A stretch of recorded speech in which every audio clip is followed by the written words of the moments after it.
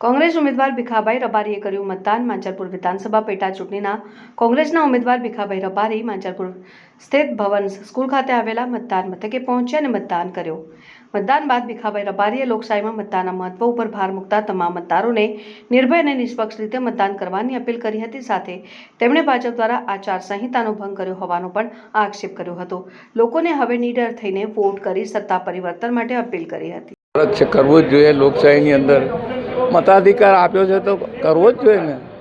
મેં પણ મત આપ્યો, પણ થોડી ઘણી વાતો તો આ ચૂંટણી શરૂ થઈ ત્યારથી ફેરણી હું ફર્યો, વિસ્તારોમાં ગયો, જ્યાં ત્યાં મને લઈ જાય લોકો, સાહેબ આગળ આવો, આ ગંદકી જુઓ, પાણી ઉભરાય છે, આ ગંદુ પાણી છે, આ રસ્તાના ખાડા છે, આવા બધી વેદનાઓ મારી આગળ ઠાલવે છે। એટલે મેં એમને કહ્યું કે 30 વર્ષ તો શાસન એમનું રહ્યું છે, મારું તો શાસન હતું નહીં, એટલે તમે મને તક આપો તો હું ત્યાં કામો કરું ને। એટલે આ શહેરની અંદર 2 ટર્મનો હું કોર્પોરેટર આ એરિયામાં હતો અને જે કામ મેં જે કરેલા તે વખતે એનાથી બદતર પરિસ્થિતિ મેં જોઈ। અત્યારે ફર્યું ત્યારે ખ્યાલ આવ્યો। એટલે આ વડોદરા શહેરને જાણે ખાડાઓની નગરી બની ગઈ હોય। બધા પેપરોમાં આજે લખ્યું આખા ખાડાઓનું સામ્રાજ્ય, અને કમિશનર રોજ કરીને અધિકારીઓ ખખડાવે છે એ ખાડા ગણો, ખાડા ક્યાં છે, ક્યાં પડ્યા છે, આ કામ છે। ખાડા ગણવા મોકલ્યા છે, 4000 ખાડા થઈ ગયા, પછી ખાડા પૂરો, પછી મટીરિયલ એવું નાખ, પાછું ધોવાઈ જાય।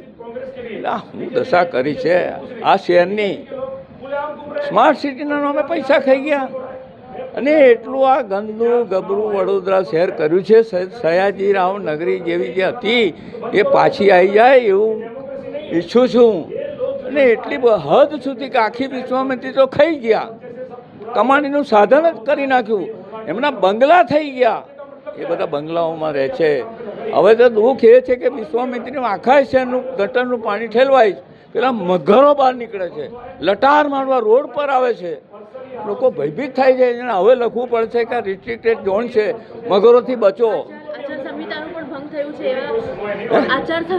આચાર સંહિતાનો ભંગ એટલે હમણાં જ ફરિયાદ આવી કે રેલવે કોલોની પાછળ જે વસાહતો ચાલે છે એની અંદર ભાજપ વાળા ખુલ્લેઆમ ખેસ પહેરીને નીકળે છે, રાતે ધમકીઓ આપી, આ વિસ્તારોની અંદર દારૂ વેચો, પૈસા આપ્યા। આ ભાજપ આ કરે છે, આ સત્તા સામે અમે ટકી શકીએ ને એવા ભ્રષ્ટાચારીઓ બધા પૈસા ભેગા કરેલા છે તો વાપરશે।